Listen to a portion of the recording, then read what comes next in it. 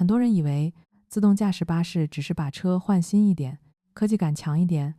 真正要变的不是车壳，是你每天已经习惯的那套通勤规则。现在最值得注意的是，自动驾驶巴士在新加坡已经不是只在封闭环境里做展示，它正在往公共路线评估这一步走。对常搭巴士的人来说，尤其是你平时会留意191路、400路这类线路，接下来先变的很可能不是票价，而是上车流程、车上人员配置、靠站节奏，还有你对安全这件事的判断。新加坡推这一步，也不是为了做一场智慧城市表演，背后是很现实的压力。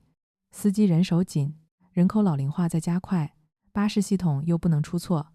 如果你平时常搭这几条线，或者你关心新加坡交通未来3年的变化，在评论区告诉我，你最在意的是安全、准点，还是会不会影响车资？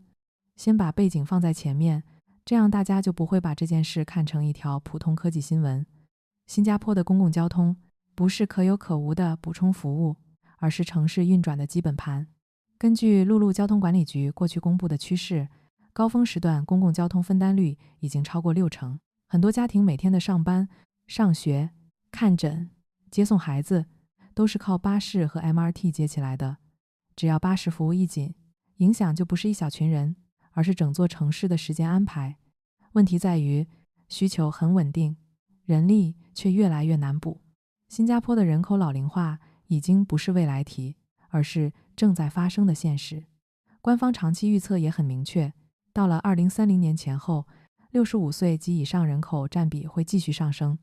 劳动力结构一变，像巴士司机这种要轮班、长时间专注、工作强度不低的岗位，招聘和留任就会越来越吃力。你再把夜班、周末班、节假日服务、培训成本、生活成本这些因素叠上去，就会发现运营商不太可能只靠传统方式长期把缺口补齐。所以自动驾驶巴士在新加坡的角色，重点不是一下子把司机拿掉，而是先处理那些路线固定、时段规律、流程比较标准化的运营压力。你可以把它理解成一块系统补丁，它不花哨，但很现实。也正因为新加坡做政策通常是先试点，再评估，再扩大，所以一旦开始往干线评估推进，就说明这已经不是实验室里的题目，而是公共服务准备进入下一阶段。很多观众最关心的就是为什么现在大家会特别盯191路和400路。这里先讲清楚，最终怎么部署，还是要看 LTA 和运营商正式公布。现在外界关注这些线路，重点不在于他们名气大，而在于他们更像早期评估会优先考虑的那种路线。新加坡做交通试点，核心从来不是哪条线最吸睛，而是哪条线最容易把风险压住。通常前期会看几个条件。第一，路线环境要相对可预测，像部分港区、办公区、固定接驳节点附近，时段规律往往更清楚，测试时更容易收集到稳定数据。第二，路线长度和站点密度要合适，太短，测试样本不够；太长，路况和乘客流一下子复杂很多。第三，要适合混行，也就是它要和普通车辆、红绿灯、行人一起共存。这个阶段最重要的不是速度，而是系统能不能在真实道路里稳定判断。第四，出现异常时，人工接管和调度要方便。新加坡不会允许一条试点线一出问题，就把整片区域通勤拖乱，所以前期一定会选容错空间相对更大的场景。那对乘客来说，最实际的变化是什么？前期车辆大概率会开得更保守，起步更稳，减速更早，靠站动作更标准。车上也很可能仍然有安全员或其他运营人员，不是完全无人。班次安排初期不会太激进，重点是收集数据，验证稳定性，不是马上大量替代传统车辆。遇到大雨、施工、突发事故，试点车也更可能切回人工模式，或者暂停某些运行安排。这听起来好像没那么有未来感，但这其实很符合新加坡的监管风格。先确保不添乱，再谈扩大。如果你常搭这些线路，真正要准备的不是它酷不酷，而是前期服务节奏可能更谨慎，车上提示会更细，同一条线也可能出现人工和自动驾驶并行的过渡期。你平时最常搭哪一条巴士线？也可以留言告诉我。你觉得自动驾驶应该先从工业区、港区、校园周边，还是住宅区干线开始？如果只从技术角度看，很容易把重点看偏。自动驾驶巴士能不能真正走进新加坡干线，决定因素不是车顶装了多少传感器，也不是演示视频拍得多顺，而是三方能不能把账算清楚。第一方是 LTA， 他关心的不是技术炫不炫，而是出了问题谁负责，系统怎么留痕，事故怎么回放，网络安全怎么管，混行环境里的边界怎么设。新加坡的监管逻辑一直很明确，你可以创新，但不能把公众直接当成试验对象。第二方是运营商，他们面对的是很现实的压力，司机难招，轮班难排，特定时段的人手尤其紧。如果自动驾驶巴士能先在固定场景里补上这些缺口，它的价值就出来了。第三方是工会，这一层很关键。自动驾驶如果被理解成直接替代司机，阻力一定很大，但如果它被设计成岗位重组，比如转成安全员、远程监督员、调度支持，那讨论空间就完全不同。也正因为这样，工会、监管方和运营商如果同时参与观察和评估，这个信号就很重要。它说明新加坡不是企业先推，社会在追，而是尽量把监管、运营和就业安排放在一张桌子上谈。对普通乘客来说，你最需要理解的一点是，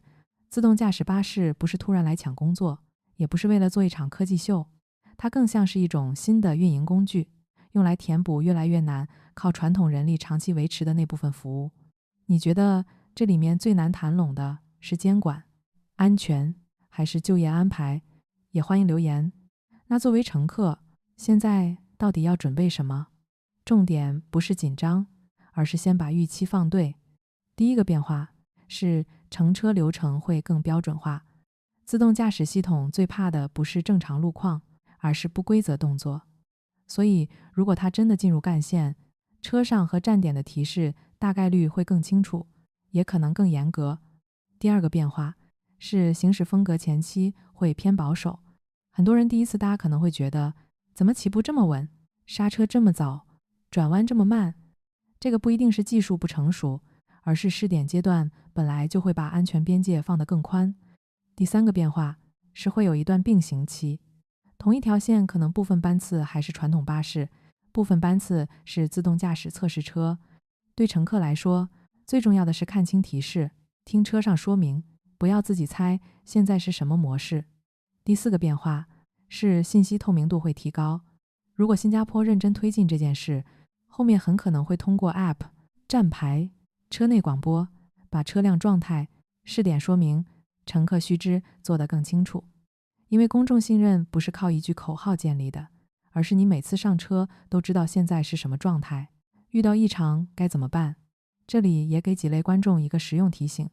如果你是每天赶时间的上班族，前期试点阶段最好给自己多留一点缓冲。如果你家里有年长者，第一次搭这类巴士时，尽量陪同一次。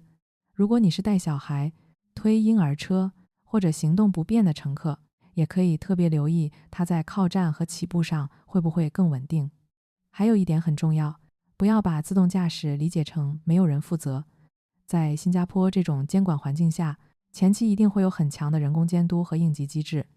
你真正要做的是先观察，先适应，再判断。最后把这件事讲得更朴素一点，